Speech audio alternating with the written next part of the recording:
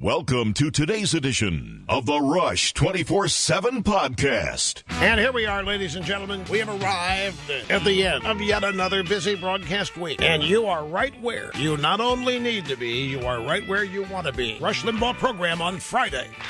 And now, from sunny South Florida, it's Open Line Friday. Yes, sir, folks, Open Line Friday. Just a reminder for those of you new to the program.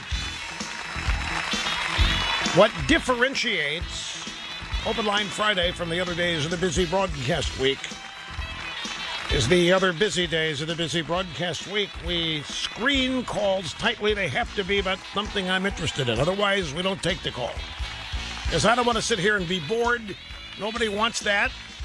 But on Friday, I run the risk of being bored because whatever people want to call and talk about is fine and dandy. It oftentimes ends up sounding like any other day of the week, but it doesn't have to. Here's the number, 800-282-2882, if you want to be on the program, at the email address lrushbo@eibnet.com. This has been a really busy week. I'm sitting here, I am worn out. I just tell you. I feel like Fridays when I was doing the TV show. We'd have two TV show tapings on Thursday and a radio show, a TV show every day. And when Friday came, I was wrung out. And it's been one of those kinds of weeks here. So, but that, I'm not making any excuses, folks. I'm just sharing as you wish, or as you will. Okay, so what's the big news out there today? Well, I guess it depends on your perspective. We have the contretemps between Ted Cruz and the Trumpster. To put all this in context, bring it into focus. The Trumpster got mad at something Cruz did, and Cruz didn't do it. There was a PAC published a photo of the wife of the Trumpster, Melania, from 15 years ago in GQ, when back in her modeling days, and it was kind of risque. She wasn't wearing much, if anything. Well, this offended the Trumpster. And so the Trumpster warned Cruz to be careful or he would spill the beans on Cruz's wife, Heidi. Everybody said, what are the beans? What's there to spill about Heidi Cruz? And it turns out there was something. It would not have amounted to much of anything, but it was something from 15 years ago. But it never came out. It never really mattered much because the Trumpster fired back with a tweet of his own. Side-by-side photos of Heidi Cruz looking like she was mad at somebody. Her mouth is wide open. She's screaming at something. Right next to a picture of the Trumpster's wife, Melania, looking like she looks. And the Trumpster says, no need to spill the beans. The picture says it all. And I have to tell you, and Mr. Snerdley confirmed this with me today for the first time, a number of women, the Megyn Kelly stuff didn't evoke much of a reaction from women. The insults of some of the other women that Trump, like Carly Fiorina and her face, no big deal. But this one, for some reason, has resonated with a lot of women. And Trump has a gender gap already, details coming up. Don't know how serious it is, but it's said to be a serious gender gap, serious problem with women even before this. And this side-by-side picture, Heidi Cruz, next to Melania with the tweet, no need to spill the beans, picture says 1,000 words. For some reason, all that other stuff about women didn't raise a hackle, but this one has. Has it with you? And I have to tell you, I'm curious about it. I mean, let's review this. She had blood coming out of, well, everywhere. I don't know. Hey, you know what? No big deal. It's funny, hardy har har. She kind of deserved it because the way she treated Trumpster. I mean, this is the reaction people got. Then Carly Fiorina. Who would want to elect somebody with a face like that, Trump said. No big deal. is it about this? Is it that there's a picture? Is that what it is? Because you have to admit here, folks, that some of the things, and I've got my objectivity cap on here. I'm just reviewing all this. Some of the things that Trump has said about women prior to this Heidi Cruz thing, I mean, do they not measure up? Are they not just as egregious? Are they not just as over the line? But they didn't seem to be harmful. Women didn't seem to be particularly upset over any of that. Not like this. This is in its own league. And then, I don't know if I got the timeline exactly right, but somewhere in the midst of all this, a very hot rumor starts percolating out there across the internet and Twitter and Facebook. What? What now? That Cruz has been catting around out there with 5 different mistresses. It turns out the National Enquirer is the source for this. There isn't any story yet. It's just scuttlebutt out there that the Enquirer has the data, has the information sitting on it. Everybody say, wait. Ted Cruz? 5 mistresses? Ted Cruz? People can't imagine Ted Cruz ever taking his clothes off, even to go to bed. Am I right? 5. And then we find out that it's not being given a lot of credence out there on the internet because it just sounds so incredulous. And if the Enquirer has this news now, where was it a month ago? Where was it 2 months ago? Why now? And then, ladies and gentlemen, New York Magazine. Trump's alliance with the National Enquirer is the headline of the story.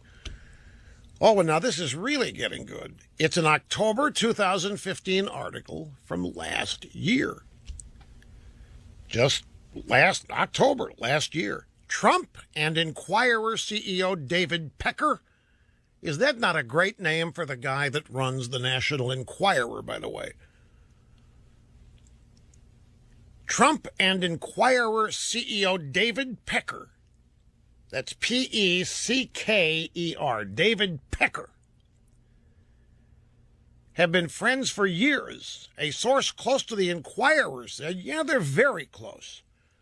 In July of 2013, Trump even tweeted that Pecker should become CEO of Time magazine, which at the time was being spun off from its corporate parent Time Warner.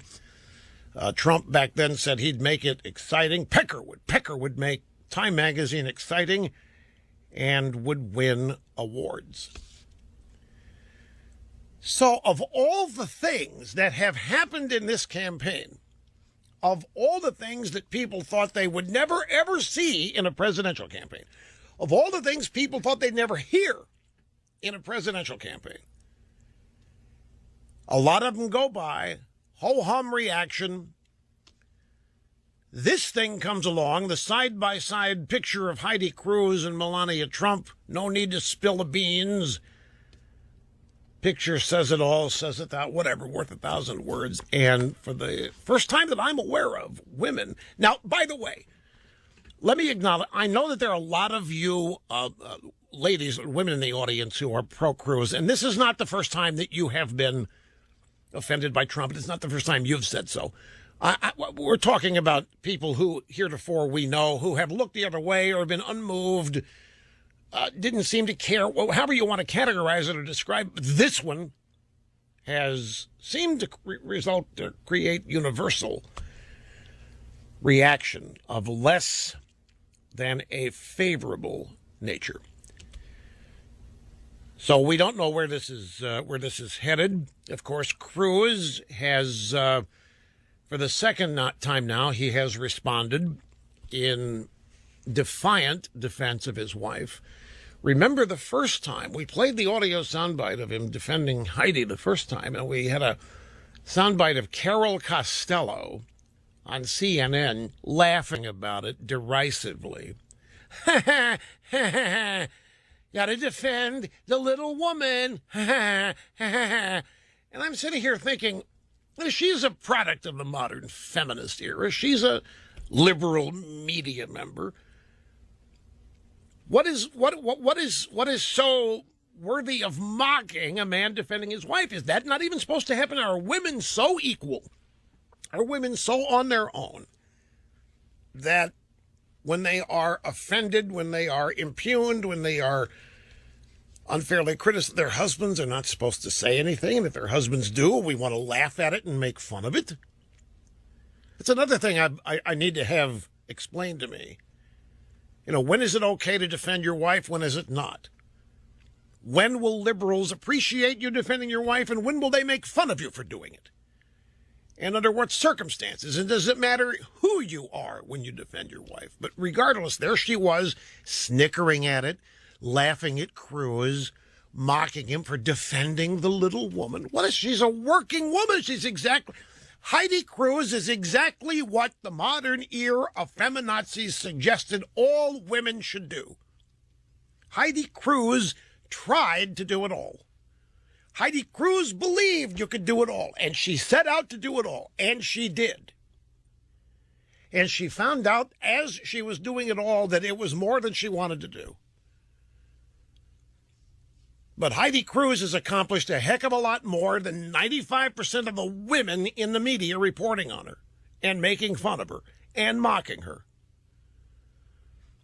It is just classic. It's constant drive-by media people making fun of, laughing at gallantry, laughing at chivalry, laughing at valor.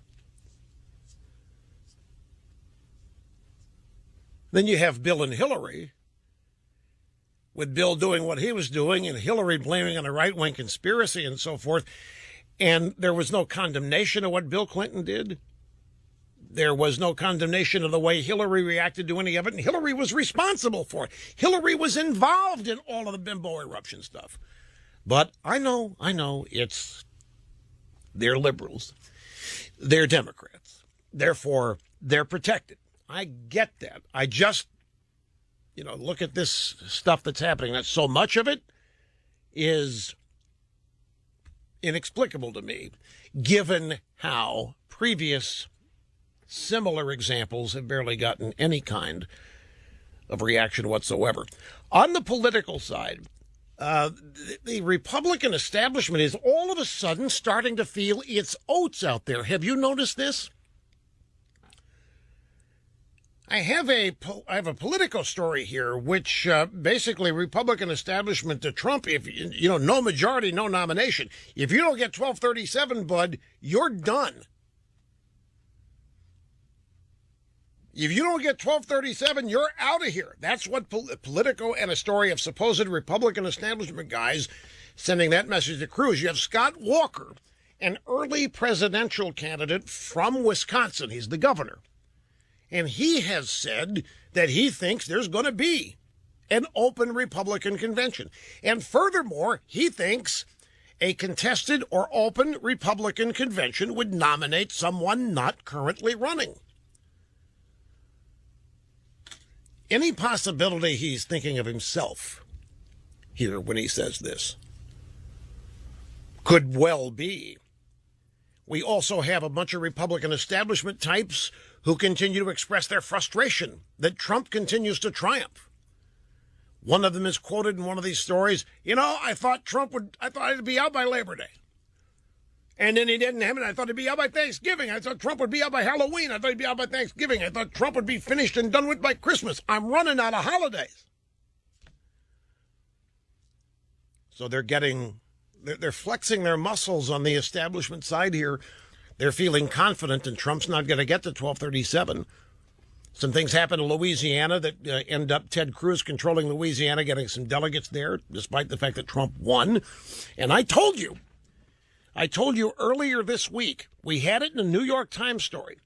A 100-day plan to deny Trump the nomination starts April 5th in Wisconsin.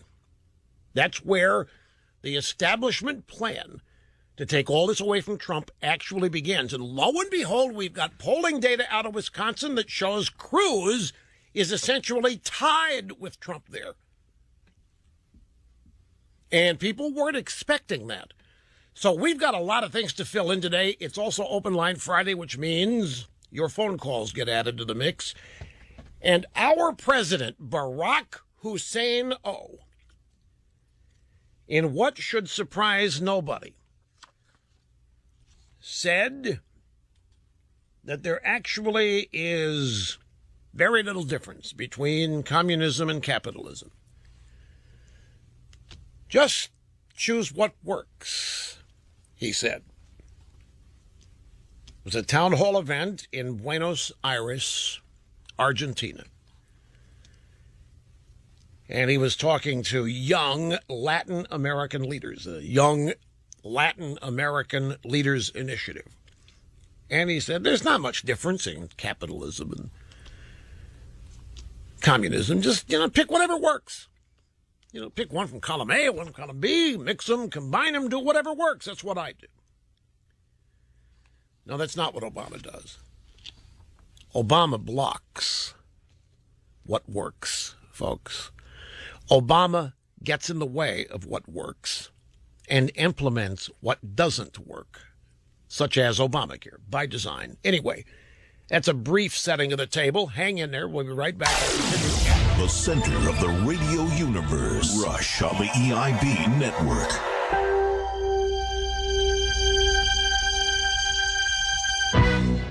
Till this Heidi Cruz thing. It's still, I have to tell you, the Heidi Cruz thing is what it is. But some of the stuff that came before, it's not beanbag. I mean, there's been... Really? You think... I'm just confused, that's all. I'm not... Always that it? You can get away with criticizing certain women because they are unlikable, dislikable. So if they're unlikable in the first place and Trump happens to hit them, fine and dandy. But Heidi Cruz is not dislikable or unlikable, and therefore it's over the past. Is that what it is? Okay. No, I'm not arguing. I'm trying to understand. I'm the last guy who claims to understand how some people think. And I will take all the information I can get on this. But this seems to have hit a nerve where others have not. But Heidi Cruz particularly, I mean, again, I think this bears repeating. I will never get over Carol Costello mocking Ted Cruz for defending him. What if it were you, Carol? I don't even know if you have a husband, and I don't even know if he's manly enough to defend you if you ever came under assault. But would you laugh at him if he did? Would you make fun of your own husband if he defended you when somebody came after you? I don't understand. Here's Heidi Cruz, who she is a role model for what the modern era of take the ideology out of feminism. She said she obviously thought she could have it all. Motherhood, career, I mean, stellar career, top of the ladder career. Marriage, motherhood, the whole ball of wax. They laugh at her. And meanwhile, women who haven't done 10% of what she's done, you can't talk about. You're not allowed to categorize or whatever. It's a dichotomy. Fascinates me. We've got more. Stay with us. Okay, so we got a full roster of calls, and I had chosen the first one I wanted to take. I told Snerdley, tell the guy, get ready, we're coming to it. He hung up. So I'm going to tell you what the guy was going to say. Now, I didn't talk to him, so I'm just going off what Snerdley's summary of his comment was. Where was he from? Was he West Virginia? Is that where that... Not that it matters, I just want you to know. The guy was going to point out, okay, fine. Understand that this Heidi Cruz and Melania Trump thing doesn't look good for Trump, but you got to understand something the guy was going to say. Trump doesn't have a PAC. All these other guys have PACs, which means they've got an out. They've got an excuse. They've got a mechanism whereby they can say, I didn't do it. I don't know what was going on. But Trump, he's a real man. Trump doesn't have a PAC. So Trump doesn't shift blame to anybody else. When something goes wrong, Trump takes the blame himself like a real man. And that was going to be the guy's point.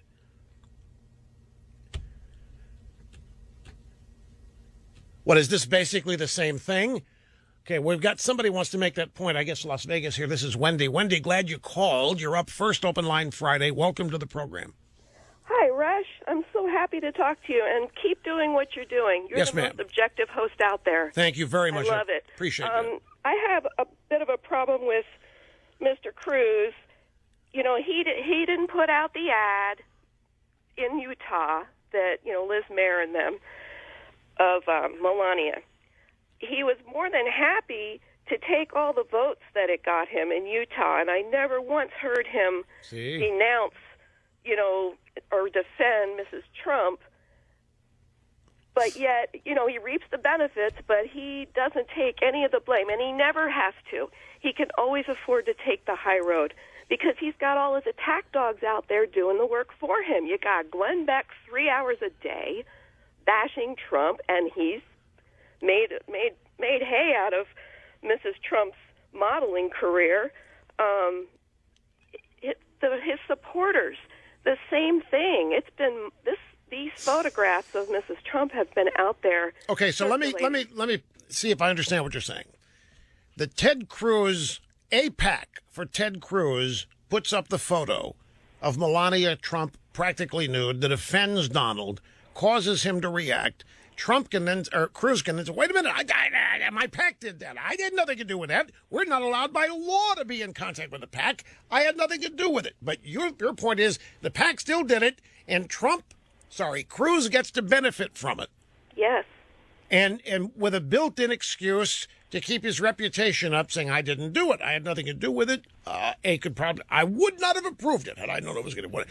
Meanwhile, Trump does not have one of those. Trump doesn't have a PAC, so everything Trump does, he faces squarely. It's on his shoulders, and he makes no excuses. He's a real man, right? Yes. Yeah. Cruz, I wouldn't debate him either. I mean, look at his background. Look what he's done his whole life.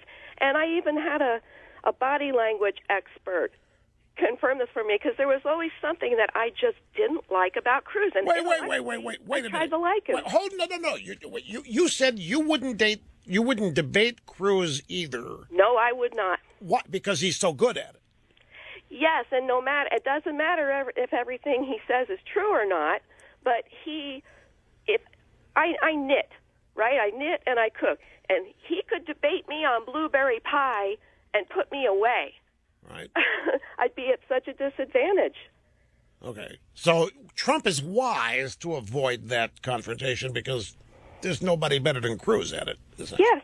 And that doesn't mean that Cruz is right about everything. And it doesn't mean he's more qualified than Trump because a real man because Trump doesn't have a PAC. Right. Now, let me ask you this. Forget the PAC angle and all of that. What do you think of the tweet with the photo that Trump posted, the side-by-side photo of Heidi Cruz and Melania? I didn't like it necessarily, but I look at it as defending his wife. And, you know, he's mad about it. I would be too. But, of course, you know, Ted, he quotes movie lines. But Ted had nothing to do with it by your own admission. Just like Trump says, it doesn't he's mean not he responsible. didn't know about now, it. wait a second. Just like Trump says, he's not responsible for what anybody in his audience does vis-a-vis beating up on these protesters. You can't hold him responsible. You just said you can't hold Cruz responsible. His PAC did it. Well, Trump gets vilified every day. Right. In other words, he has to take responsibility for what your supporters do, and they do what you tell them, and somehow Cruz gets to walk away. Okay, let me ask you this. I know you're a Trump supporter. I'm asking these questions so that I can learn. Yeah. I'm putting this, just in the hopper here to learn. Do not infer a tone of criticism or anything else. Oh, no. When Trump said what he said about Megyn Kelly, either any of those things or all of them combined, why do you think those comments did not really cause Trump a problem compared to this instance with the photo of Heidi Cruz and Melania, which obviously has. This is different. I mean, there's some Trump people that have problems with this. Why didn't they have problems with any of the other stuff that had happened with Trump and Megyn Kelly, for example? Well, Megyn Kelly started it right off. I mean, she did not give context to that Rosie O'Donnell, incident. the show that led up to Trump saying what he said. She immediately, he insults women, and he calls them fat pigs, and I didn't see it that way at all. Right, but she's also in the arena, right? I mean, you say she started it, which means she's in the arena. She got the ball right. She insulted Trump. And so when that happens, then anything that comes back at her, fair game. Is that right? Yes. Okay. Now, I don't want to put words in your mouth. Is that what you think? Yeah. Okay.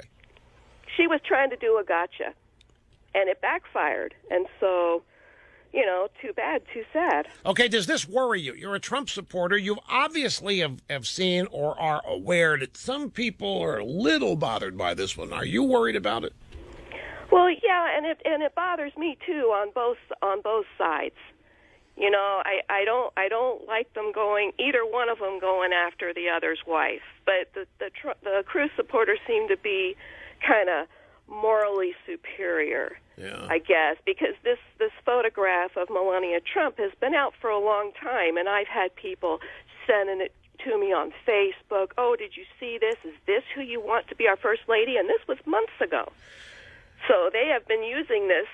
The Cruz supporters have been using this for a long time. This is not something that just happened last week. And so then, an anti-Trump group uses it in an ad in Utah to get votes. Trying to be morally. Yeah. I understand. Yeah, getting the moral votes. I just, it just rubs me the wrong way. So you don't see the day where maybe for the good of the party and the possibility of actually winning the election, that Trump and Cruz could bury the hatchet and form a unity ticket? Well, I wish that they would, because there'd be no stopping them. But I see Trump supporters that if Cruz is the nominee, they're going to vote for him. But I don't see that coming from Pat Buchanan was on TV last night. I talked to Pat Buchanan for the next issue. It's out now, the Limbaugh letter. It was a fascinating interview. And he's very excited by what Trump's doing.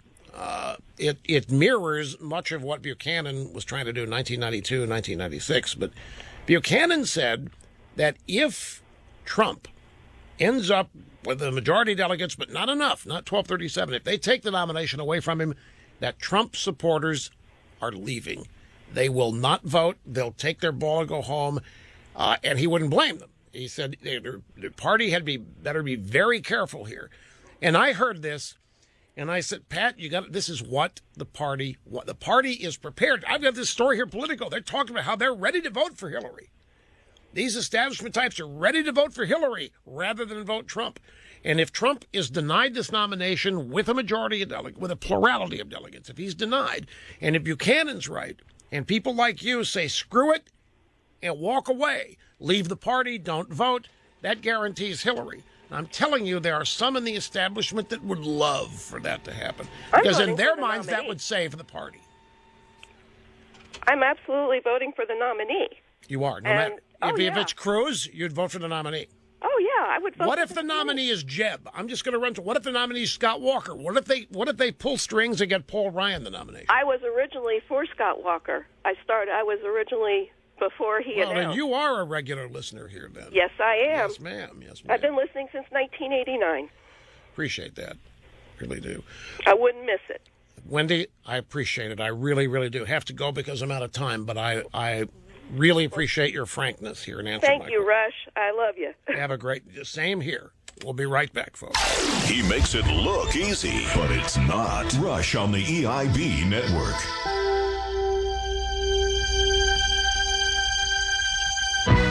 By the way, there's an important distinction to make on this PAC that ran the ad in Utah of the question of Mrs. Trump, Melania Trump. That was not a pro-Cruz PAC. Such things are not possible. Candidates are not allowed. No candidates are legally allowed to coordinate with political action committees. And therefore, pro this, pro that. What this PAC actually is an anti-Trump PAC.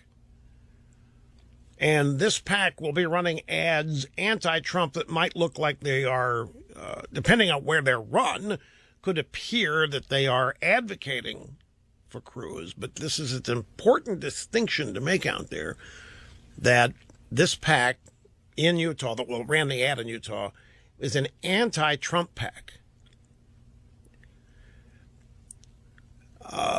He's not a candidate is not, they're shouting, he didn't denounce it, Cruz. You can't have any contact. You can't tell a PAC what to do or not. You start doing that, and the FEC is going to come at you. You cannot tell a PAC what to do or not. That's the first caller's point, the one that hung up. The first caller that hung up was going to say a PAC is the greatest out a candidate has because he can't talk about them. So a PAC can do a candidate's dirty work, and the candidate can't say word one about legally. If there is any indication there's been coordination, that will get everybody in a lot of trouble, lasting trouble in terms of a campaign. So coming out and denouncing it, that's even risky because that sends a message to the PAC, hey, the candidate doesn't want you doing that, and you can't, no coordination whatsoever is permitted. Now, there are a lot of people like that first caller that hung up. I'm sure if I'd had a chance to interrogate the guy, I'm sure he is one of many who believe, don't lie to us.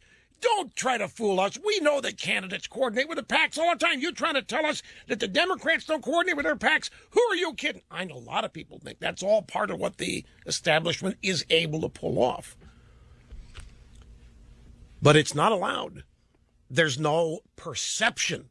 A candidate would be creating a lot of trouble for him or herself to acknowledge the PAC, especially in a either approval or disavowing way. Here's Gail in Birmingham, Alabama. Hi, Gail. You're next. It's great to have you. Well, hello. Nice talking to you again. Thank you very much. I've been watching this, listening to this for hours over all the media, and I'm a little troubled because I certainly see the value of Cruz, and I understand if it is correct, it's an anti-Trump ad. But Cruz took advantage of it. I listened to their last caller, and he didn't have to do that. It seems to be a pattern of Mr. Cruz. He's a lawyer. Oh, wait, hold on. It's my hearing. I want to make sure I heard you right. You say he took advantage of it and he didn't have to do it. What do you mean? Well, he did take advantage in the same way, he treated Dear Dr. Carson. So it's a pattern with him. And I hate to say this, I'm a lawyer, and I don't want to say unkind things about lawyers. But there's a general rule you have to be cautious because they're rather I don't want to use the word slippery. But they certainly know how While you use the word slippery. Well, I use the word that you take advantage of a situation to get on top of another and kind of prevail. That's sort of the advocacy game. What is it? Who got on top of who? What are you adding to this? Well, I'm adding to this. All that Cruz had to do was to immediately call Mr. Trump and say, Mr. Trump, this is absolutely wrong. I want to stand with you. I want a press conference. I want us both to announce that PAC. You have a lovely wife. And that woman is a mother of a 10-year-old child, and I don't condone it. I want to stand with you and denounce it. A good man would have done that. And now, what do you think Trump would have done with a call like that? I don't, knowing... I just got a call from Lion Ted, who said he had nothing to do with it. Does he think I'm a fool? If I were counsel to Mr. Cruz, then I would have established that he would go, instead of doing the foolishness, pointing his finger into a camera and acting like he's defending his wife, he should have gotten on camera and say, I immediately denounce it. I'm going to call Mr. Trump and say I denounce it. I stand with him. I praise his wife for her career. We had nothing to do with it. He could have done that, and he would have saved the day for himself. But 10 points against Mr. Cruz for not doing the right thing. I cannot believe this. You're good. I have to tell you, it's Cruz's wife that's been maligned, and you're calling and telling us how Cruz could have prevented it. And 10 points against Cruz. Oh, absolutely. Cruz could have pulled this off and looked magnanimous. Had he called me, I would have given him that advice. Don't you go down that road with Mr. Trump, because Mr. Trump seems to have a habit of trying to one-up. If you do something, he does something more dynamic. and neither woman was treated properly. And Okay, so how do you hope this ends up? well, I really would like to see both of them. I would like someone to have a temperament and maybe have a mediator like Dr. Carson, because those two need to get together, because I think the Republican establishment is the one I fear. Yeah. I fear, as an American, I fear the what is going on in Washington with the Republicans. So you want no, I'm sorry, Gail, I've got to get the last word in only because we're out of time here. You are so good. All of this somehow is Cruz's fault. The ad was run against his wife. The insults, it's his fault. And now you want somebody who's endorsed Trump to mediate a meeting. Members of the media, do not panic. Your show prep will continue with Rush on the EIB network.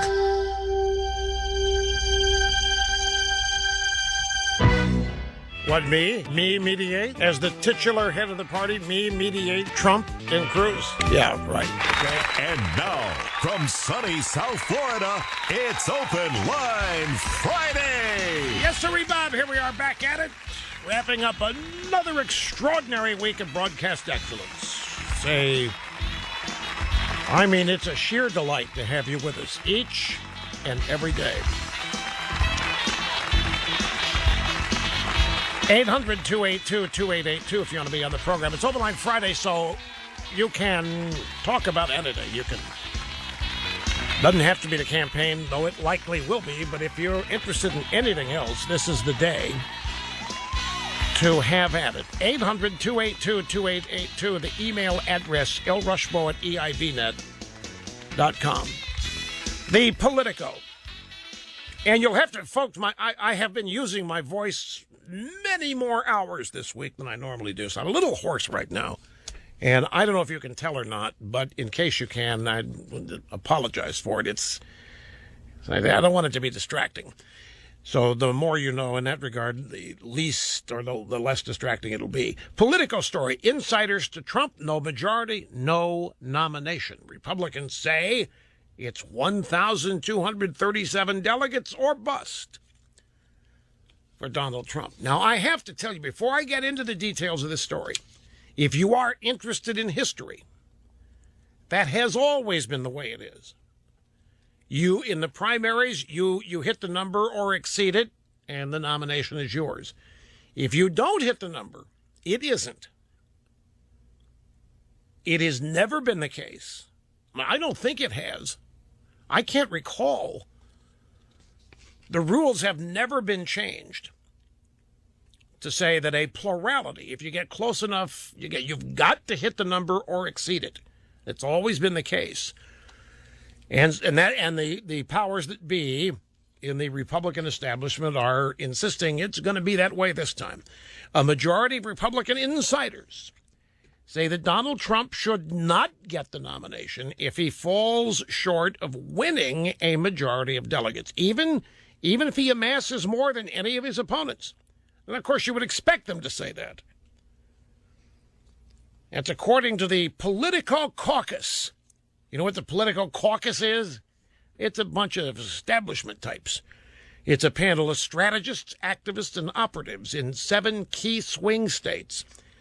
And roughly 6 in 10 Republicans said the party should nominate another candidate if Trump finishes with a plurality rather than the required 1,237.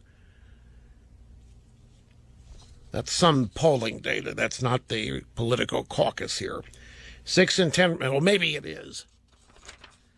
Maybe it is the caucus. 6 in 10 Republicans say the party should nominate another candidate if Trump finishes with a plurality.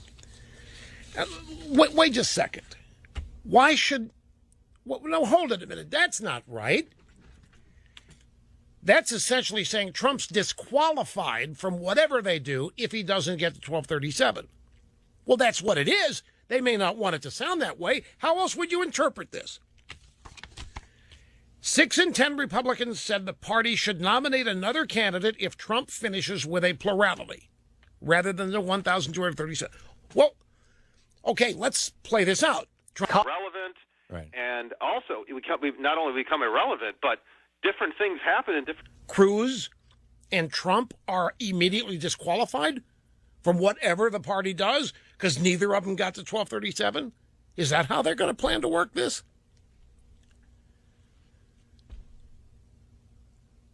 That's crazy. I know that's how they're going to work it. Do not misunderstand. I can't believe they're admitting it. But what they're saying is if neither of these two get to... Because they don't want either of these two, folks. They don't want Trump. They don't want Cruz. And so they're trying to say that if in the primary neither candidate gets 1237, they're going to take that as akin to the party rejecting both of them. And then meaning we got to go to somebody entirely new because the party did not choose either one of these. Well, why are either of these two going to be disqualified from participating in the contested convention should that happen? But make no mistake about it, that's the only way to read this. These guys are not going to get away with that. They may think they can, but Trump and Cruz are going to have too many delegates, too many pledged and loyal delegates to just be told, you know what? You guys, you've been running since last summer. Some of you even longer than that. But you know what? You didn't get 1237. So you're disqualified. So we're going to pick somebody who maybe didn't even run. Or we're going to pick a guy who got 4 or 5 delegates. We're going to pick a guy who ran but dropped out. You going to really try to tell these two guys that? But you know darn well that's what they're angling at. What is this? Cruz was asked about the National Enquirer article. And he says it is garbage. He's blaming Trump and his henchmen for it. Said the publisher is a close friend. That would be David Pecker. Again, what a name for a guy running a National Enquirer. David Pecker, apparently close friends with New York Magazine, had that too, that Pecker and Trump are close. But it was just on the Fox News channel, and Cruz was asked about this. This is the Enquirer article that's effervescing out there in the internet, that Cruz has got 5 mistresses, or has had 5 mistresses. He's finally asked about it and said, no, it's garbage. Anyway, back to the Politico story. Virginia Republican, like every respondent, was surveyed anonymously here. He's one of the Politico sources, but he's anonymous. A Virginia Republican said, rules is rules. You have to get a majority. That's a problem with our country. No one ever wins anymore. The question is central to the GOP calculus before the Cleveland convention. Should the party award the nomination to the candidate who wins the most delegates in total, as Trump has advocated, or stick to the rule that a candidate has to win 1237 or more in order to be the nominee? The majority of insiders who want the party to choose somebody else if Trump doesn't get to 1237 said they are motivated by questions of electability, Trump's capricious campaign style, and personality. Well, there you have it. Another Republican, this was from New Hampshire, said, I am firmly in the never Trump camp. The GOP gets killed if he's a nominee. We probably get killed if he doesn't support a different nominee anyway. So if it makes no difference to the eventual outcome, my conscience will be clear going down with a responsible... So these guys are prepared to lose, exactly as I knew it. I have been forecasting it. These people are prepared to lose in order to save the establishment. Make no mistake about it. And by saving the establishment, they are saving themselves personally. They are willing to lose the presidential election for personal reasons, is what these people are saying. Now, I don't want to sit here and go, nya, nya, nya, nya, nya, I told you so, but that's exactly who these people are. They owe their very existence to this establishment, to this club, whatever you want to call it. It's where their daily existence is. It's where their future is. It's where their standard of living is. It's where their power is. Everything that tells them they're special. Everything that tells them they are the elite. And they are willing to hold on to that structure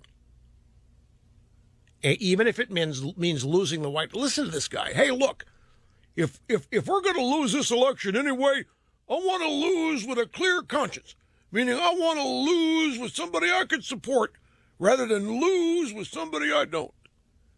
But they're still talking about losing. That's the thing here that is inescapable. You know, I ran across a story. It's from McClatchy. It was published yesterday. And I was frankly stunned to see this. I mean, McClatchy News, they're way. I used to work for McClatchy. That's who owned the Sacramento radio station when I first went out there. Sacramento Bee. I mean, they are. And they have a story, America to Establishment, Who the Hell Are You People? By David Lightman. It's datelined out of St. Louis. But, folks, it sounds exactly like a combination of a bunch of monologues from this program over the past couple of months. It details who the establishment is, why they are the establishment, how you get in, how you can't be thrown out, all of this. It details, but more importantly, it nails why people resent the establishment and why they've had it, why they're no longer buffaloed by. One of the examples given in this story, Republicans and Democrats alike are asking, who in the hell would pay Hillary Clinton $250,000 to do a speech? And why won't I get paid $250,000 to do a speech? They know full well what this is. They know full well. Let's say Goldman Sachs. She did a number of speeches for banks, and her going rate was $250,000. When it came out, the Hillary camp tried to say, hey, that's just what they offered. Well, that's not what we asked. Of course they offer. They're buying you, Hillary. She admits they're buying her. But more importantly, you know what else this is? This is how members of the establishment help keep each other wealthy. It's how they keep each other established. It's how they keep each other in the game. You scratch my back, I'll scratch your back. This is purchasing loyalty. This is buying influence. Because there's no way Hillary Clinton ought to get $250,000 for showing up and doing a 20-minute speech, a closed speech to a bunch of bankers. And she won't release the transcripts of these speeches, and I'll tell you why. And she demanded that transcripts be made. She won't release them because she's praising them to the hilt. Meanwhile, most of the people voting for her hate the banks, hate Wall Street, and she can't afford for it to become known that the banks and Wall Street are pretty much bankrolling the Democrat Party. Not just her, but the entire Democrat Party structure. This idea that corporate America and Wall Street and big business and so forth are all part of the Republican machine is just BS. It hasn't been the case in years. And it's worse than the fact that just they support Democrats. There is now very narrow, if it exists at all, line of distinction between government and business. They're in bed with one another. The only way Obamacare could be happening is if the hospitals, the insurance companies have bought in. And there's no way they would in a legitimate free market circumstance. But if you're going to offer me access, if I'm an insurance company or a hospital, you're going to offer me access, and you're going to pass a law mandating every American has to buy my product, hell yes, I'll give you a campaign donation. And Mrs. Clinton can't afford for her voters, and certainly Crazy Bernie can't afford for his supporters to find out just how in bed corporate America, Wall Street, the banks are with the Democrat Party. And that this story in McClatchy details how people get this. They understand it, and they're fed up with it. And they're being, who the hell do you people think you are? They don't trust them as far as they can throw them. In fact, the story says that the establishment is defined now as Wall Street, Washington, and big media. That Hillary Clinton is the embodiment of the establishment. And practically everybody sees the establishment as incestuous and isolated. And the fact that Hillary gets $250,000 over and over again from this bank, that bank to do speeches. People are not dumb. They know what's going on. There are two things going on. The banks are buying influence with somebody who might be elected president. They're buying influence, somebody who was Secretary of State, still has contacts there, not just at state, but around the world. But they're also, in their own way, contributing to the Clintons' personal wealth. And maybe even further, they're contributing to the Clintons' foundation. Whatever they are contributing, they are making it possible for the Clintons to stay wealthy and rich. And this happens throughout the establishment. This is how you end up getting wealthy and staying wealthy without accomplishing much of anything other than becoming a member of the establishment. Stories of what is the establishment? Nationally, 8 in 10 people told a McClatchy Morning Consult poll this month. It includes members of Congress. Similar numbers cited the Democrat, Republican parties, political donors, Wall Street bankers, and the drive-by media. In essence, the establishment lives and thrives in a small world that lives and works in New York and Washington, on Wall Street, in big media, and in politics, connected by the high-speed Acela corridor and often by mutual self-interest. Many do care deeply about the common good, though they are anything but common themselves. They hire each other. They hire each other's children. Another example given in this story, there is nobody under the sun that doesn't know what happens when Hillary Clinton's kid gets hired by NBC for $600,000 a year and has never been on TV before. The story makes it clear that everybody, not in the establishment, the general public, knows full well what that is. That is everything it's buying influence with the Clintons. It's buying into Clinton good graces. It's buying access. And it's helping to make Chelsea Clinton rich. It's helping to keep the Clintons wealthy. And everybody knows their kid couldn't get such a deal. Their kid, who's never been on TV, never had any experience at it, would never be hired by NBC at $600,000 a year. It would never happen. And then when Chelsea is hired, and then the NBC suits go out to what a great find they've come up with, what a great discovery, what a natural talent, nobody believes it. The most powerful name in talk radio, Rush, on the EIB network.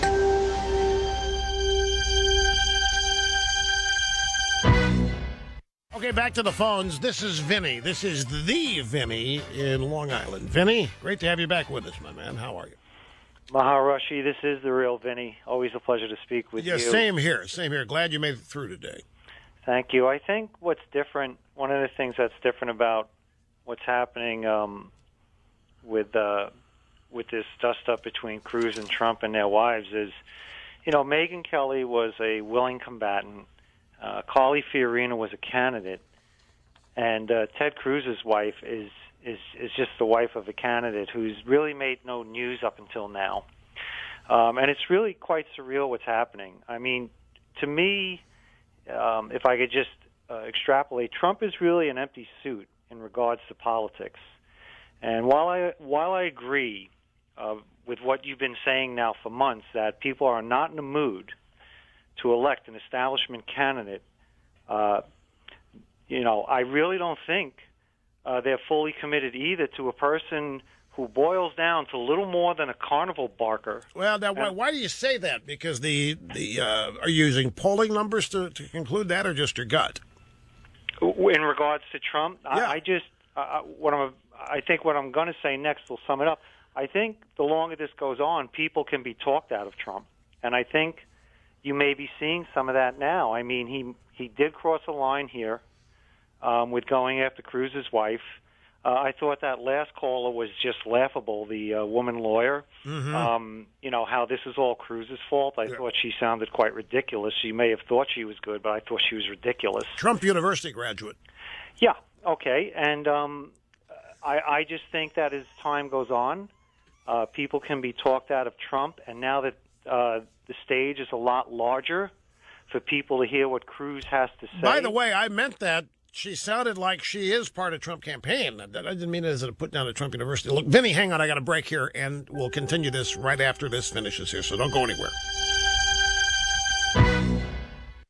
Hey, Vinny, I welcome you back here to the EIB network. I didn't mean to interrupt you right in mid-thought, so resume where you were here. We'll continue the conversation. Thank you, Rush. You said something intriguing. You think we've reached a tipping point where we had not been, and that is where people, and I think this is, I want to make sure that I heard you right. You said you think we've gotten to the point where people could be talked out of supporting Trump?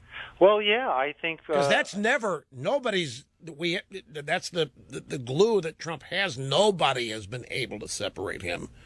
Well, that's true. I mean, some of my my very best friends are rabid Trump supporters, and listen, if push comes to shove, I will be voting for Trump.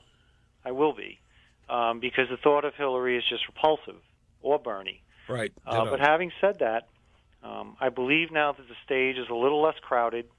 I believe people are really hearing Ted Trump for what he is, what he offers, his just unbelievable knowledge regarding the Constitution, the way our government works, its checks and balances, and what Ted Cruz has done while he's been in the Senate.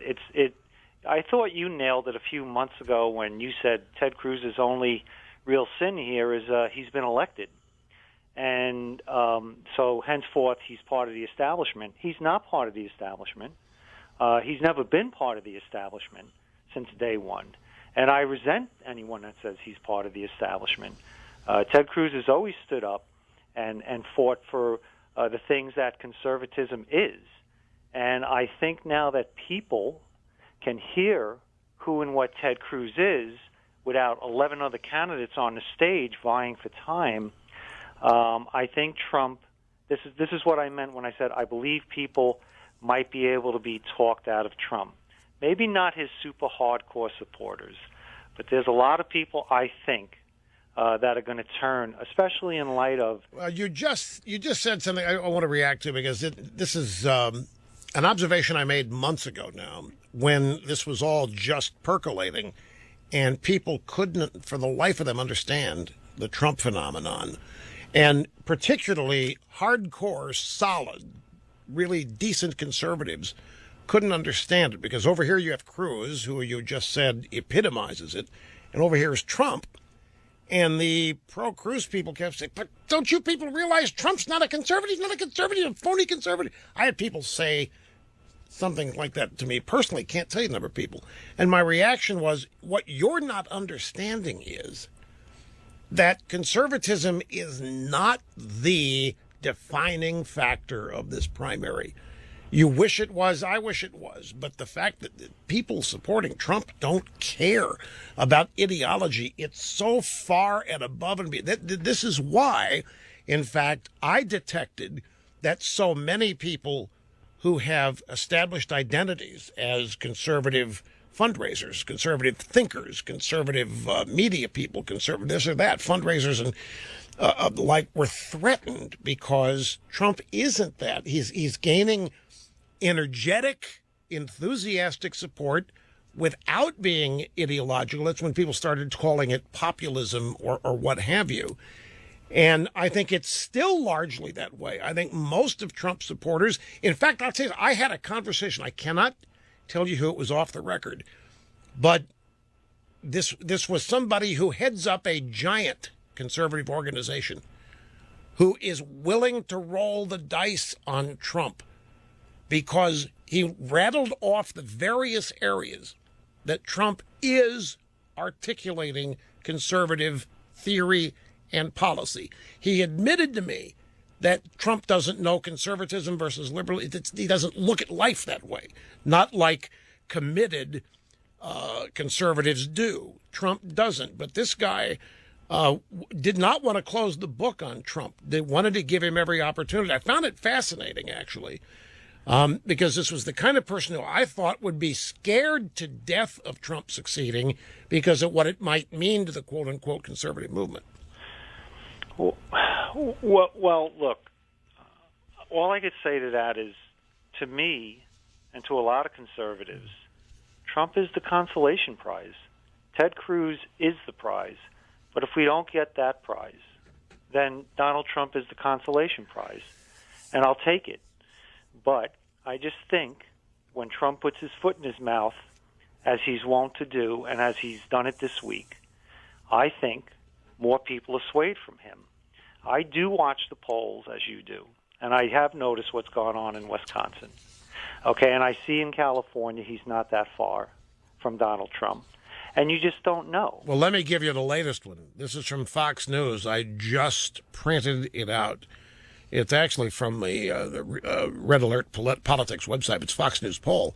Fox News' latest poll shows Ted Cruz jumping to a massive 14% lead over Hillary Clinton among voters under the age of 35, millennials. The same poll, the same Fox News poll, shows Trump losing the same demographic, 35 and younger, to Hillary by more than 20%, despite having a 67%, Hillary having a 67% unfavorable rating among these voters. Now, I've not seen this before. I've never seen a poll that shows this, that Ted Cruz creams Hillary with millennials under 35 by 14 points, and Hillary creams Trump by 20 points in the same group of people. I've never seen that until today. Well, I think something might be happening out there. I think this latest tete-a-tete between... Now, this poll was going on 2 or 3 days prior to this tete-a-tete again. Okay, then maybe just people are, again, they're just hearing they're hearing more from someone else, and they're starting to hear who Ted Cruz is. You know, this is a very constructed, well-spoken, free. What's the word I'm looking for? He's just, straight-standing man who says what he means and means what he says. And I think that message may be breaking through. Well, I don't know. Campaigns are fluid, and polling data, like I say, I've never seen this anywhere. I've never seen a poll with any Republican winning millennials anywhere, either period or up against Hillary. I just have never seen it. This is stunning. Fox News' latest poll shows Ted Cruz jumping to a massive 14% point lead over Hillary Clinton among voters under 35. Now, the lament of the Democrats, they always win the youth vote, and the youth vote doesn't show up and vote. It never does. Everybody gets all excited about it, every election, every campaign, because the youth vote seems in polling data to always line up with Democrats, but they just don't vote in great numbers. They never have. Everybody keeps holding out hope that this will be the election that they do, the Democrats do. And the same poll shows Trump losing the same demographic, millennials 35 and under, losing to Hillary by more than 20 points. That's a 34, 35-point spread here. And as I say, I've not seen this. I've not seen any poll of millennials showing a preference for Republicans, either in general or over Hillary Clinton. Vinny, thanks for the call. I appreciate it. You know, folks, I don't want to present this as one-sided. I knew it would happen, too, when I opened the program mentioning that I've never seen this kind of response in the campaign from women that I am seeing now over the Heidi Cruz, Melania Trump side-by-side photo tweet that Trump put out. Now I've got the women reacting to that, inundating me with, hey, I don't care about it. I've not lost my support for Trump whatsoever. Doesn't bother me. Heidi Trump's part of the campaign. Let me read you one. At the risk of going against the narrative on your show today, Mr. Limbaugh, since you're mentioning emails from women as a data point, well, what hit a nerve with me, Mr. Limbaugh, was the BS. It wasn't me. It was my super PAC Cruz Melania ad. I thought Trump's counterpoint counterpunch. Photo for photo was well-deserved. And Trump's response was the lowest level he uses. It was a retweet. It wasn't even a tweet. And just so you know, Mr. Limbaugh, I am not a Cruz fan, to put it mildly. And then she points out, and for all of these people telling you that that ad was an anti-Trump ad and not pro-Cruz, go look at it. It says support Ted Cruz on Tuesday. It was a pro-Cruz ad, Mr. Limbaugh. Now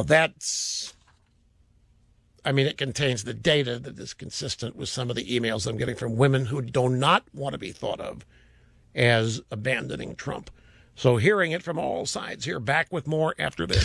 The courage to fight and the talent to succeed. Rush on the EIB network.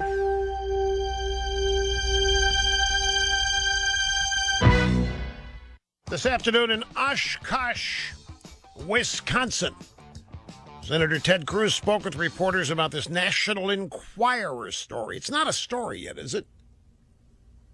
It's just,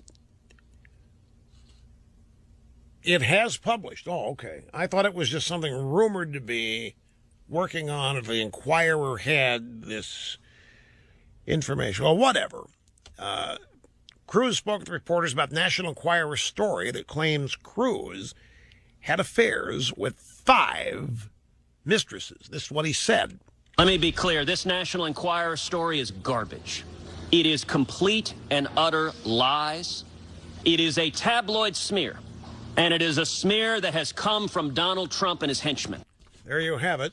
And, of course, New York Magazine with a story last October that Trump is very tight with David Pecker, the publisher of the National Enquirer, obviously reminding everybody of that with a tweet today, trying to get in on the story. Here's Tommy, Orlando, Florida. Great that you waited, sir. I appreciate your patience. Hi.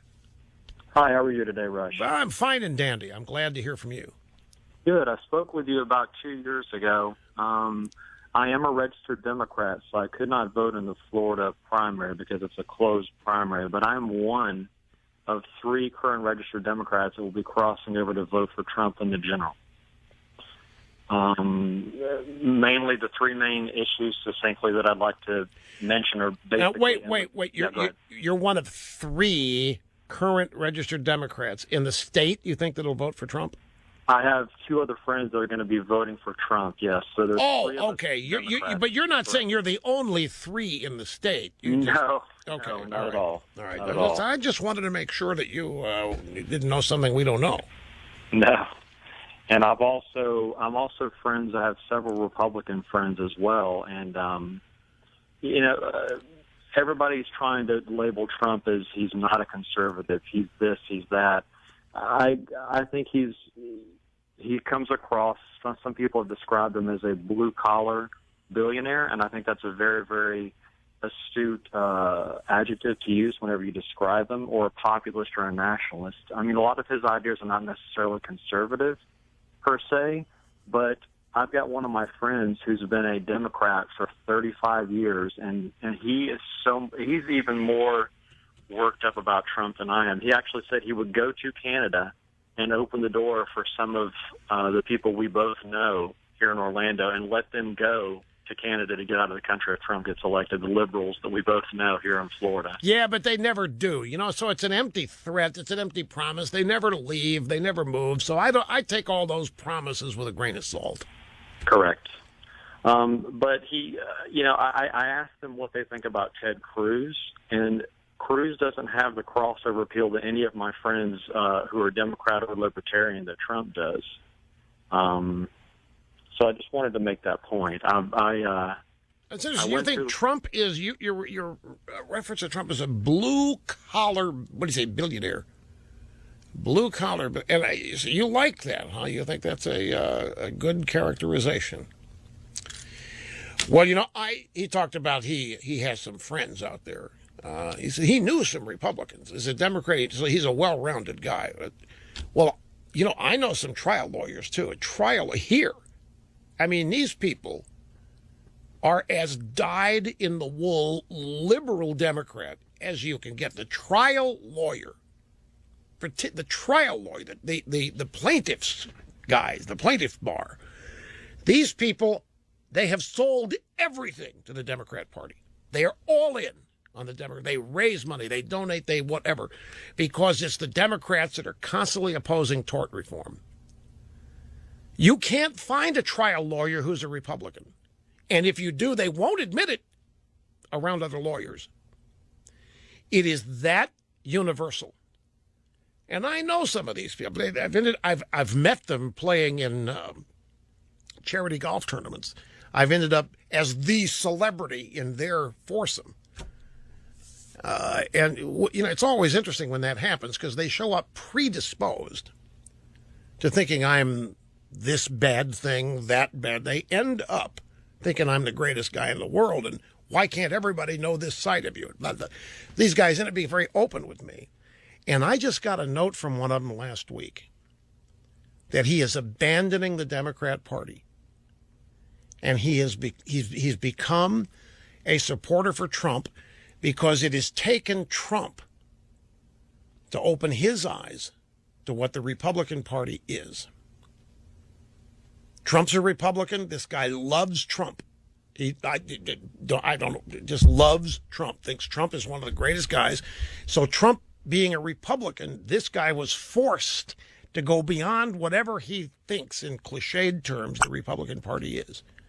And he found out that he had much more in common with your average, ordinary, everyday Republican than he ever would imagine. And he wanted me to know specifically that it would have never happened.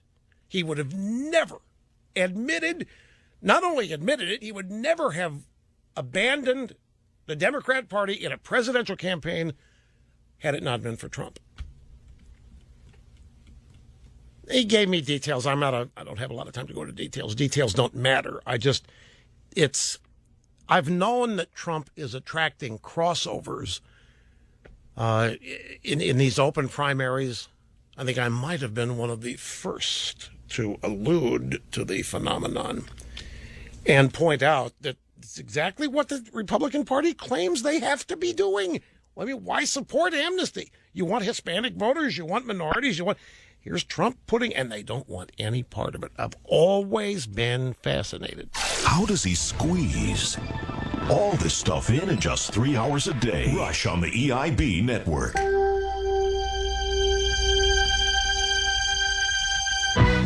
I think my voice can make it through the final hour here, folks. Excuse me, but I might be relying a lot on those of you on the phones. 1 big hour left, open line Friday today. Hang in there. If I can find a chocolate donut, that might help. Okay, I found a cookie. Cookie will work for like 10 minutes, and I'll have to have another cookie. Can you hear the difference? You probably can't because of the audio problem, but I guarantee you it's taking much less effort to speak here. It'll last 10 minutes, and I'll have to have another cookie. Folks, I'm 65 years old. I don't have to play tricks with anybody to score cookies. For crying out loud. Now, from sunny South Florida, it's Open Line Friday. It's not like I have a bunch of nags around me. Don't eat the cookies. They're not good for 65 years old. I know what works. Yeah, it's the same stuff when back in the New York days, a chocolate donut worked. Yeah, right. You're just like I would make that up. Anyway, we'll see how long it lasts, but I'm telling you, this is much, much better. And I've asked otolaryngeitis specialists about it, and nobody can explain why it works. Have you ever tried hot tea and honey? Yeah, it never works. I don't know what that's all about. It doesn't help with a cold. It doesn't help anything. That's probably the honey lobby behind that. No. Easter egg, chocolate, it has to be bread related. That's why chocolate, donut, cookie, what have you. It has to. Who knows? All I'm telling you is what works. Why do people want to? It works. No, it shouldn't work. You're just trying to sneak a cookie. No, I'm 65. If I want to have a cookie, I'll have a damn cookie. I have to sneak it. Jeez. Anyway, folks, great to have you back. Open line Friday, 800-282-2882. Big hour left. Whatever's on your mind is what we talk about. We had a guy moments ago, a Democrat in Florida. What was the guy? I guess Orlando. He was saying he's one of 3 Democrats he knows for Trump. And he characterized Trump as a blue-collar billionaire. So I want to share with you some polling data from the NBC News Wall Street Journal poll that is going to really anger many Trump supporters. And you're probably going to get mad at me. But your anger, if you have any, will be misplaced aiming it at me. Just wait till I get through this. Because I don't think this kind of stuff matters to Trump supporters. But it's a category list, demographic list of various groups and their negatives toward Trump, their disapproval.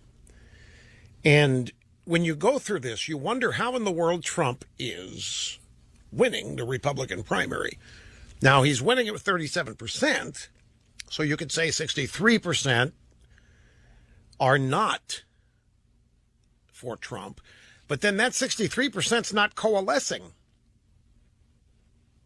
to oppose Trump. Not yet, anyway. Some mitigating factors there are early voting in a lot of states months ago where you could vote for Rubio, or you could vote for Jeb, or you could vote for Carly Fiorina or Christie, and people did. And by voting early, their votes actually ended up not counting at all, which is a side issue, another reason to just broom this early voting. It's a Democrat trick anyway. Early voting is just, it's a recipe for fraud. And it's no wonder it's a largely a Democrat idea. Here are Trump's negatives. Latest NBC Wall Street Journal poll. Women, 70% disapproval Trump. Millennials, 72% disapproval Trump. African Americans, 83% disapproval or negative on Trump. Hispanics, 77% negative disapproval Trump. And suburbanites, 68%. So if these numbers are right, then Trump is going to need lots and lots of union voters to counteract these numbers. And just to remind you, it was, did I put this at the bottom of the stack? The latest, here it is, Fox News poll. Just to review this, with millennials 35 and under, millennials prefer Cruz to Hillary 51 to 37%. That is a 14-point lead that Cruz has over Hillary in a national matchup with people 35 and under. The same group, 35 and under, Hillary leads Trump by 20. So a 34-point spread if you want to look at it that way. Now, I realize a number of you pro-Trumpsters are going to say, that's a drive-by media poll. It's the NBC Wall Street Journal. They hate Trump. Of course they're going to do that. Just like Fox is probably making their poll up to hurt Trump, blah, blah, blah. I know how Trump people think, the ardent Trump supporters, and I realize it's not going to talk you out of Trump, and I'm not trying to, by any stretch of the imagination. I myself look at these negative numbers and I wonder, well, if those are true, I mean, these are striking numbers. 70% of women negative on Trump? Not on this show. The vast majority of women call here love Trump. 72% millennials anti-Trump, 83%. Now, wait, and by the way, there's maybe a minor distinction. Not saying they won't vote for him. Maybe they wish that be inferred, but depending on the final matchup, this does not say how people will vote. This is just positive feelings, negative feelings, it's your reaction to various candidates, and those are Trump's numbers. All negative. Women 70%, millennials 72%, blacks 83%, Hispanics 77%, suburbanites 68%. Now, these numbers are before this latest dust-up with the tweeted photos of candidates' wives. So, and before the this rumored National Enquirer story that Ted Cruz somehow has 5 mistresses out there. One thing interesting about that, all of this negative news about Cruz coming out, somebody's getting worried about him. I mean, there's no reason for this stuff to be coming out the way it is with such intensity and frequency if people weren't concerned. But I have to tell you this. When the conversation moves to the Republican establishment and the rules for the convention, don't make a mistake of assuming that the establishment is choosing between Cruz and Trump. The establishment wants neither of them. And I don't care where you look. You can look at Scott Walker's comments. You can look at any number of Republican establishment people. They are salivating for a contested convention. And they're making no bones about the fact that a contested convention gives them the opportunity to pick somebody other than Trump or Cruz. I have a Politico story here which pretty much indicates that the people running the Republican Party and the Republican convention are going to operate under this premise that neither Trump nor Cruz is qualified to be the nominee because neither one of them got to 1237 delegates. It's a story about how we're not going to award a nominee who gets the most delegates if he's short of 1237. The rule is the rule, and it's always been the rule. You got to get a majority, which is 1237, and if you don't, we're not bending the rules to give you the nomination. You've got to get there. And if you don't, then it's contested. Okay, fine. But you don't have to read between the lines in this Politico story. It is very clear that the power brokers at the convention, the RNC, wherever they are telegraphing the fact that they think neither Cruz nor Trump should be the nominee if neither of them gets to 1237. That's going to be treated as a defeat. It's going to be treated as a rejection. The party clearly wants to look at no candidate getting 1237 as a rejection. That voters will essentially be saying, we don't want any of these people if none of them got 1237.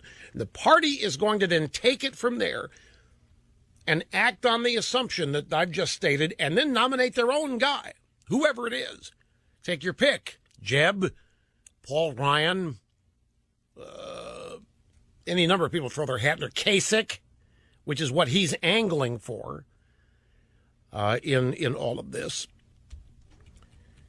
But, Rush, I thought you just said that if they didn't win their discount, well, they will. But Kasich will not be included in that because he never even got close. So it will not even be looked upon that Kasich has been rejected like Cruz and Trump have been rejected. And I'm just, you can think that I'm overanalyzing this, but I would caution you not to.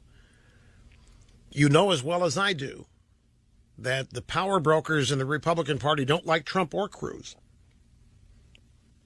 They especially don't like Cruz.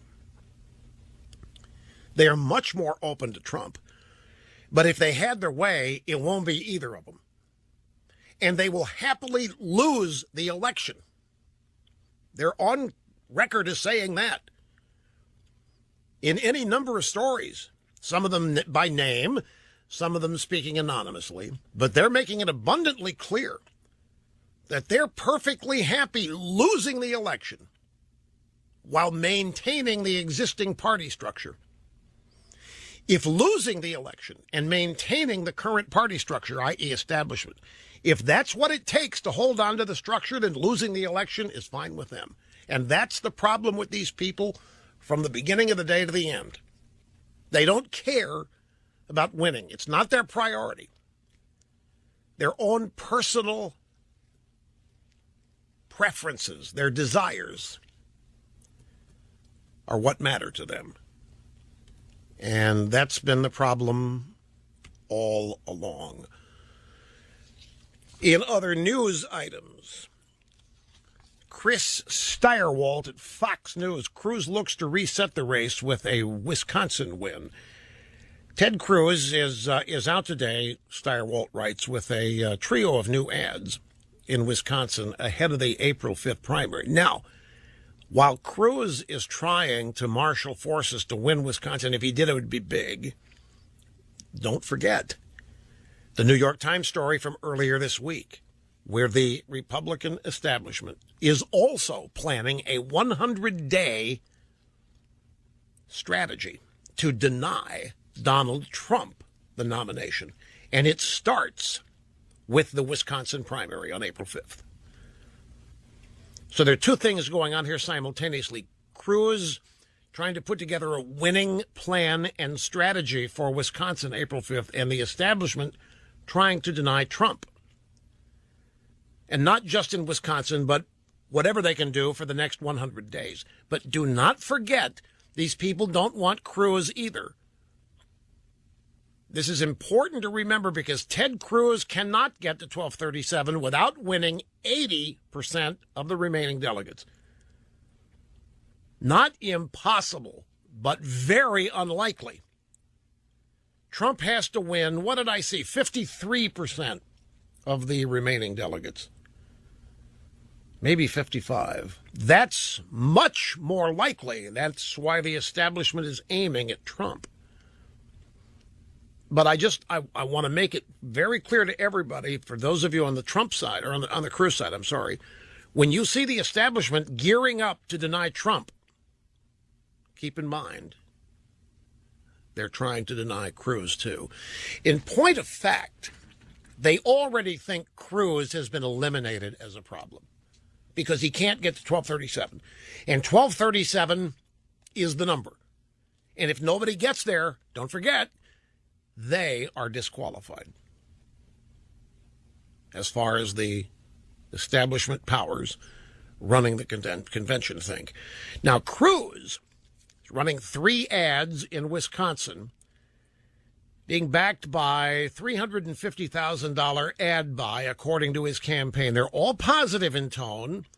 They're aimed at softening his image in Wisconsin, where moderate Republicans hold a lot of clout.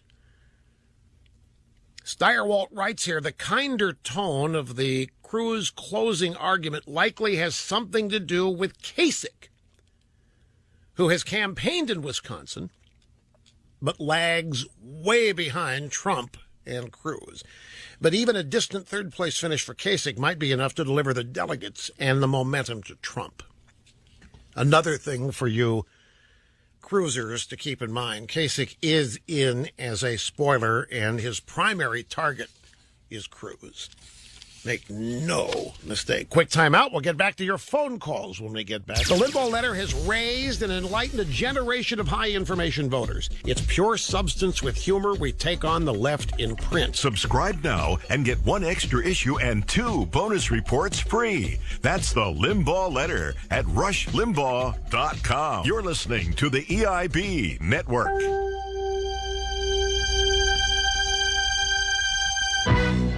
Oh, before I get back to the phone, just one other thing. I mentioned at the top of the program, and I want to get into just a little bit of detail. So, Wall Street Journal story.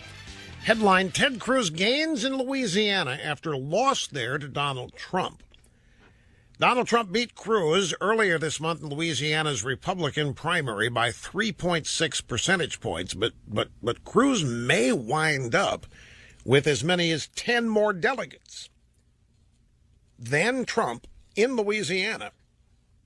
The reason is Cruz's supporters seized 5 of Louisiana's 6 slots on the powerful committees, 3 committees that'll write the rules and platform at the Republican National Convention and mediate disputes over delegates' eligibility this summer in Cleveland.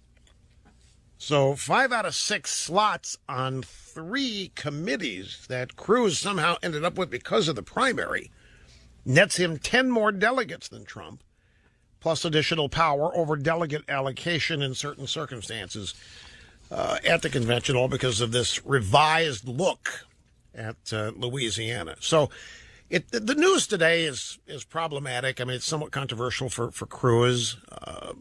I don't think this National Enquirer, you never know how this is what kind of lifespan something like it's going to have.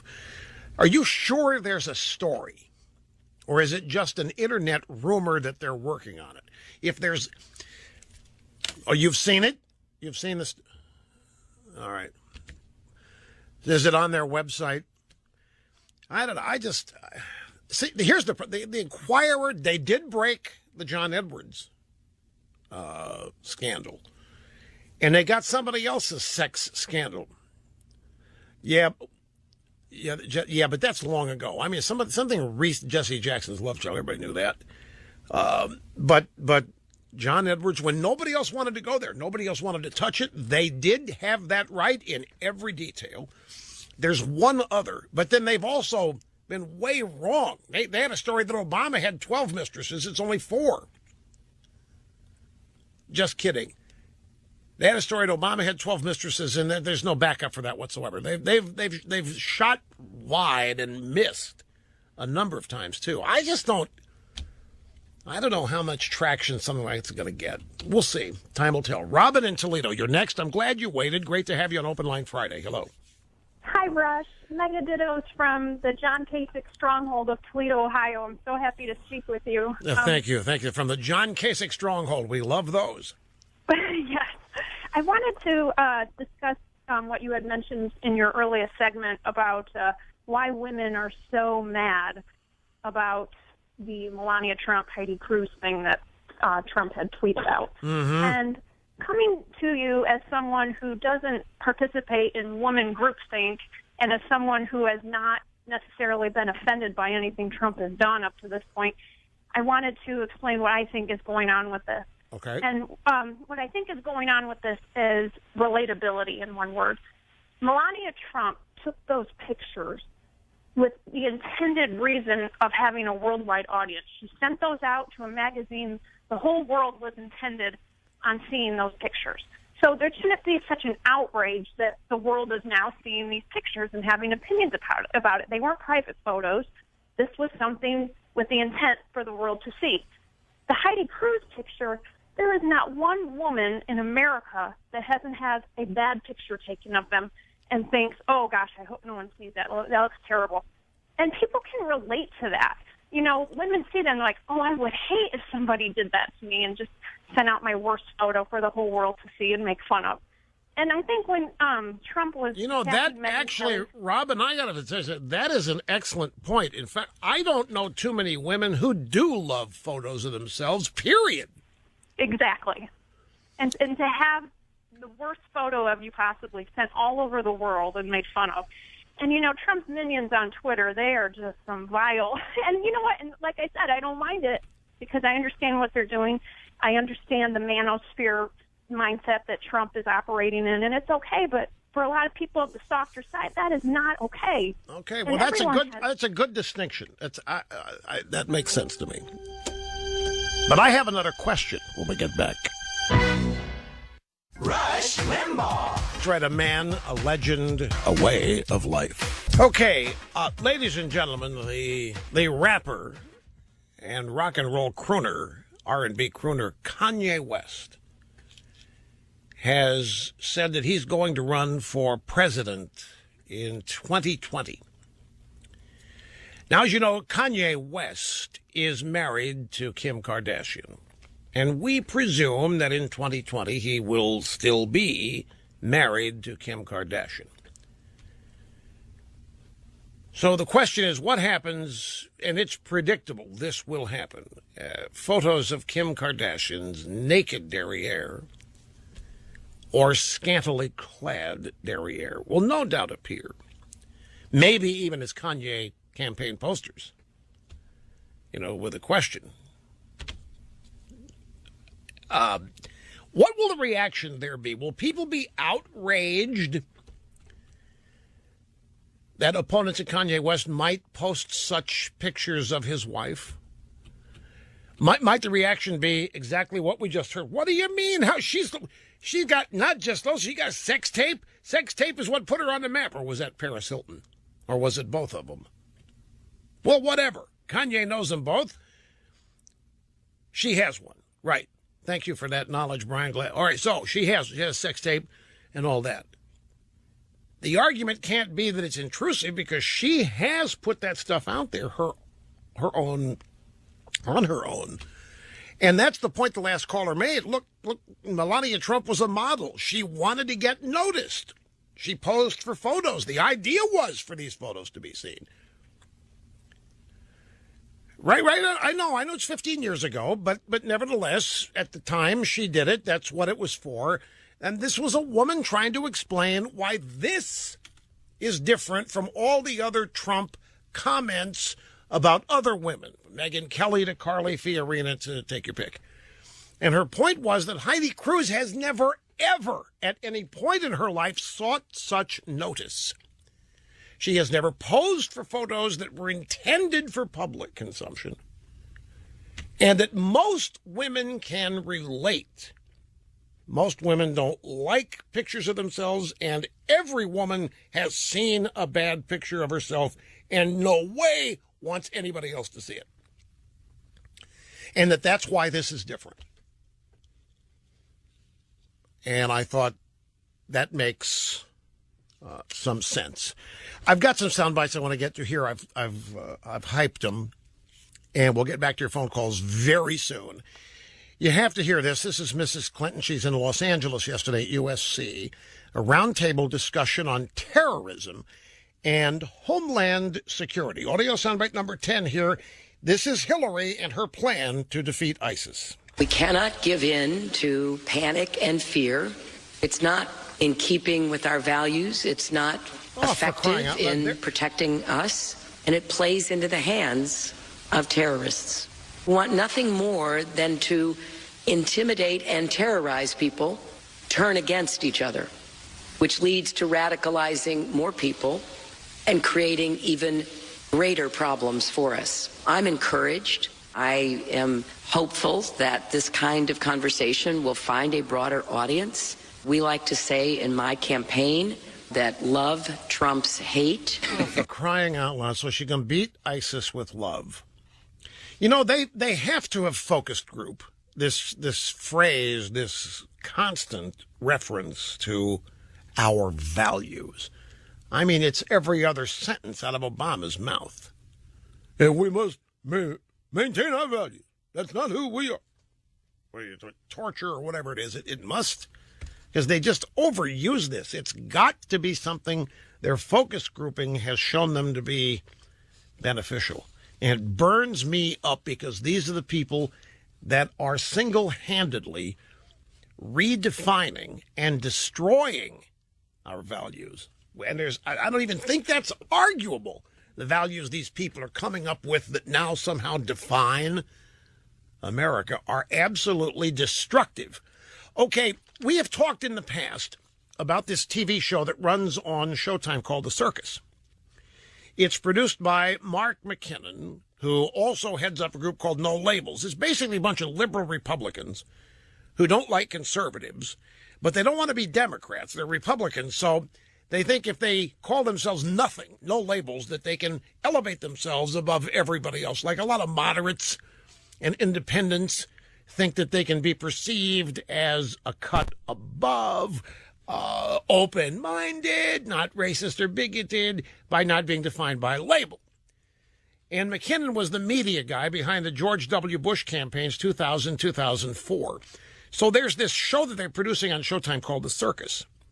And McKinnon is one of the co-creators, along with John Heilemann and Mark Halperin, who have a TV show on the Bloomberg Network.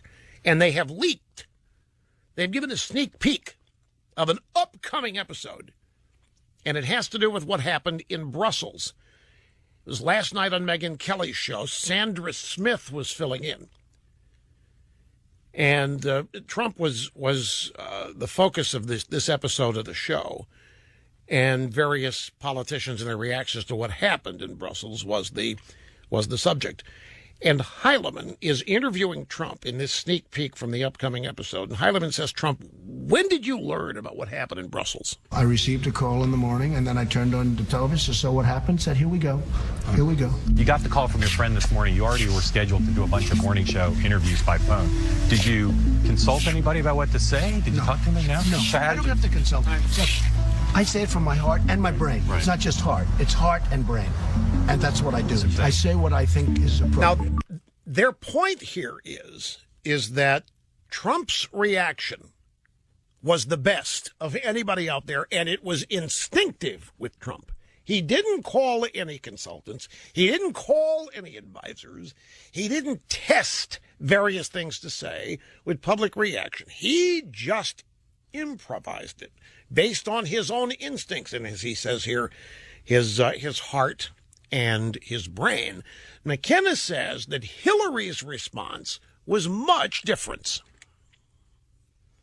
We are focusing this week on Trump and Clinton, and it just turned out that it was this week that these significant events happened. So we got to see the candidates, how they responded in real time.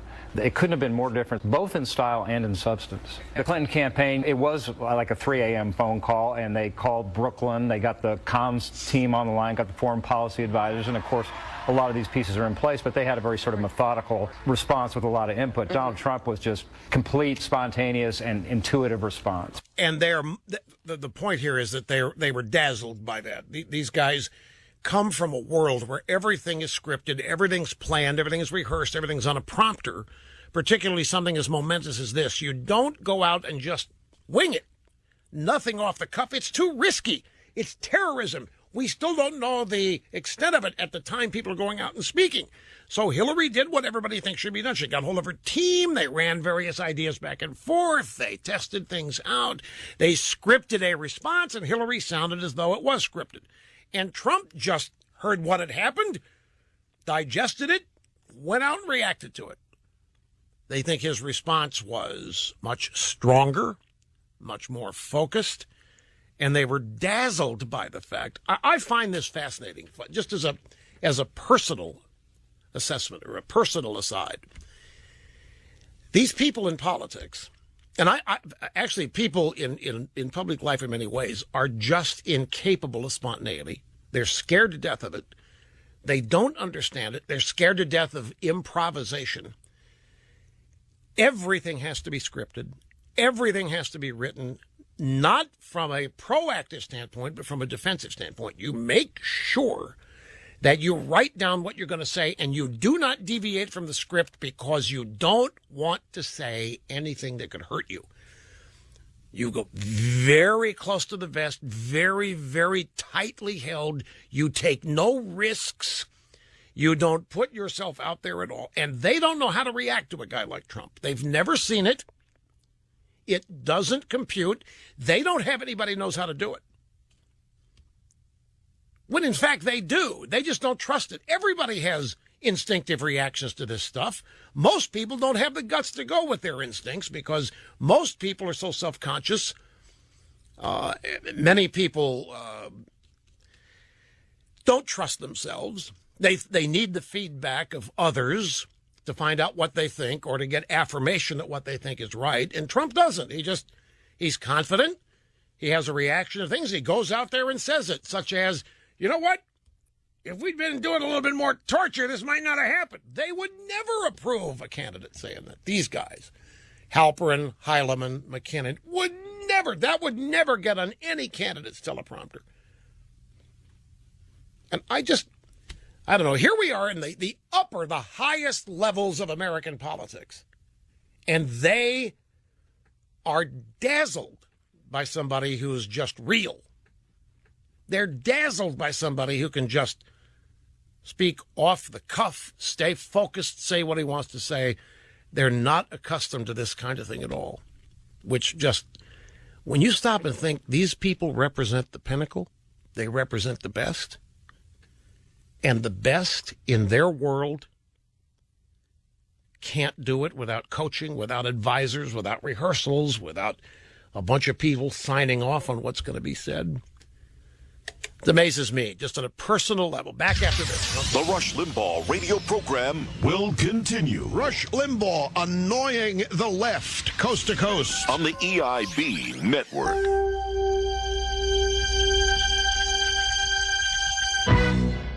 Myron, Plymouth, Michigan. You're next. I'm glad you waited, sir. Hello. Well, thank you, Rush. I've been a long-time listener, over 20 years, and I love your show, and I agree with you probably 99% of the time, but lately I'm a little disappointed, primarily because I just get this feeling that you're against Trump and you're for Cruz. But I'd like to put this thing on a positive note because I'm a retired real estate developer, and I know exactly what Donald Trump has to go through. I mean, it's incredible what that man has done. I mean, his achievements, his accomplishments are absolutely phenomenal. And I look at the type of person, granted, I don't agree with a lot of his comments or decisions, but I try to look at the total picture. And here's a man that's got 50 years of success. He's had huge organizations. He's hired a lot of people. He's created a ton of jobs.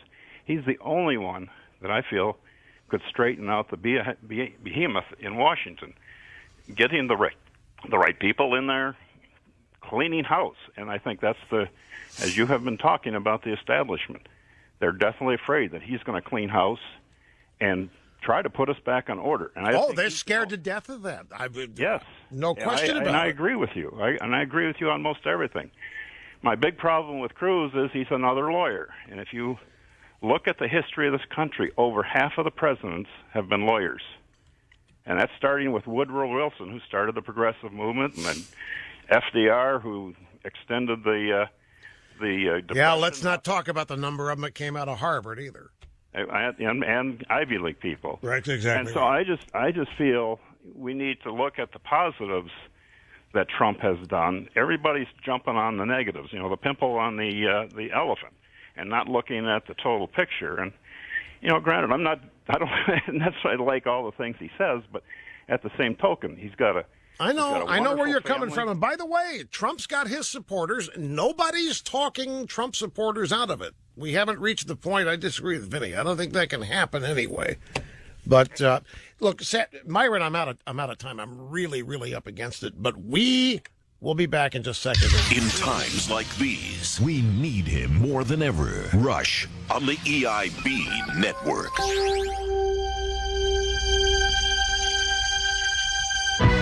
Have a happy Easter, ladies and gentlemen. Good Friday today, following Bad Thursday yesterday.